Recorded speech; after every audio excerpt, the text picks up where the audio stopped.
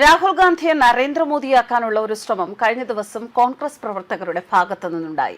Home അപ്ലയൻസസും kitchen അപ്ലയൻസസും ഒക്കെ വാങ്ങുമ്പോൾ ചെറിയ തവണകളായി തിരിച്ചടയ്ക്കാനുള്ള EMI സ്കീമുകൾ മൈജി ഫ്യൂച്ചറിലുണ്ടല്ലോ. എക്സ്പീരിയൻസ് ചെയ്യാം നെക്സ്റ്റ് ലെവൽ ഷോപ്പിംഗ് മൈജി ഫ്യൂച്ചറിൽ.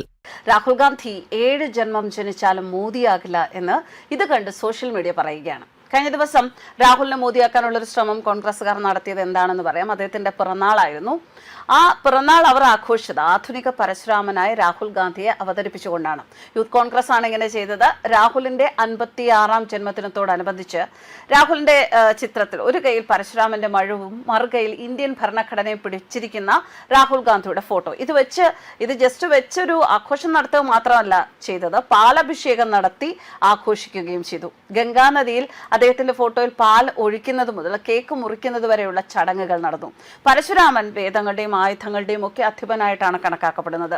അനീതിക്ക് എതിരായ ആക്രമണാത്മക നിലപാടിനും പരശുരാമൻ പേരുകേട്ടവനാണ്. ഇതെല്ലാം ഇന്ത്യൻ പുരാണങ്ങളിൽ, ഭാരത പുരാണങ്ങളിലൊക്കെ ഉള്ളതാണ്. രാഹുൽ പരശുരാമനെ പോലെ കരുത്തനാണ് എന്ന് കാട്ടാനുള്ള ശ്രമമാണ് കോൺഗ്രസ് നടത്തിയത് എന്ന് സോഷ്യൽ മീഡിയ പറയുന്നു. നീതിക്ക് വേണ്ടി ഭരണഘടനയിലൂടെ രാഹുൽ പോരാടുന്നതും അനീതിയെ കോടാലി ഉപയോഗിച്ച് നശിപ്പിക്കുന്നതുമാണ് ഈ ചിത്രത്തിന്റെ കേന്ദ്ര പ്രമേയമായി കോൺഗ്രസ് അവതരിപ്പിച്ചത്. എല്ലാം നല്ലത് തന്നെ. പരശുരാമനോ അല്ലെങ്കിൽ ഹിന്ദുമതമോ പുരാണങ്ങളോ പുരാണ കഥാപാത്രങ്ങളോ ഇതെല്ലാം ഒരാൾക്ക് മാത്രമുള്ളതല്ല. പക്ഷേ ഒരാൾ ചെയ്യുമ്പോൾ അതിനെയെല്ലാം അപമാനിക്കുന്ന തരത്തിൽ, അവഹേളിക്കുന്ന തരത്തിലുള്ള ഭാഷകൾ ഉപയോഗിച്ച് സംസാരിച്ച് പരിഹസിച്ചതിന് ശേഷം അതേ ട്രാക്കിലേക്ക് പോകുമ്പോഴാണ് ഇതെന്താണ് ഇങ്ങനെ എന്ന ചോദ്യം ഉയരുന്നത്.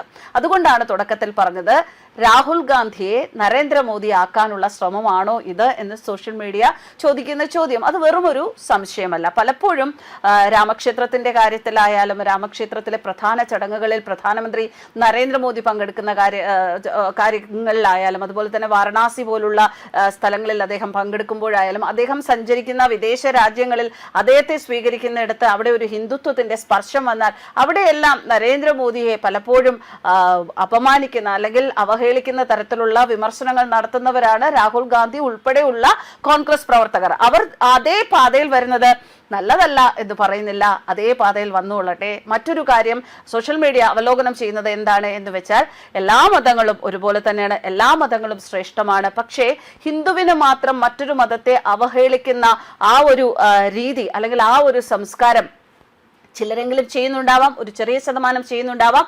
പക്ഷേ അത് വളരെ കുറവാണ്. മറ്റു മതങ്ങളിൽപ്പെട്ടവരെ കമ്പയർ ചെയ്യുമ്പോൾ എന്നും സോഷ്യൽ മീഡിയ വിലയിരുത്തുന്നു.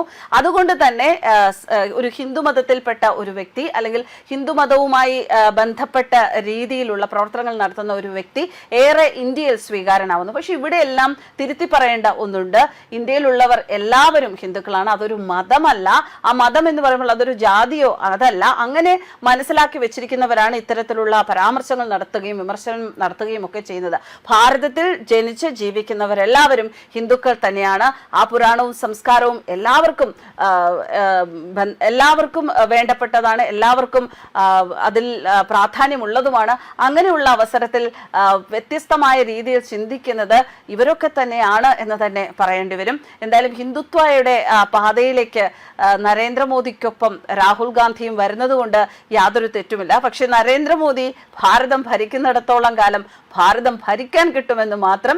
ഹിന്ദുത്വവാദം വെറുതെ ഇങ്ങനെ ഒരു ഹിന്ദുത്വവാദത്തിനൊപ്പമാണ് എന്നുള്ള ഒരു കോമാളിത്തരം കാണിച്ച് മുന്നോട്ട് വരുന്ന രാഹുൽ ഗാന്ധി അങ്ങനെ പ്രതീക്ഷിക്കുകയേ വേണ്ട എന്ന ഒരു ഉപദേശവും സോഷ്യൽ മീഡിയ നൽകുന്നുണ്ട്.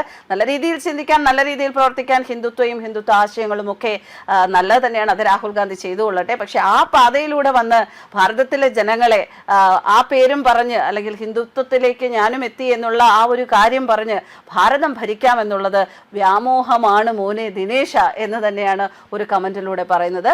എന്തായാലും പിറന്നാൾ ആശംസകൾ വൈകിയാണെങ്കിലും രാഹുൽ ഗാന്ധിക്ക് നേരുന്നു. News desk കർമാനസ്.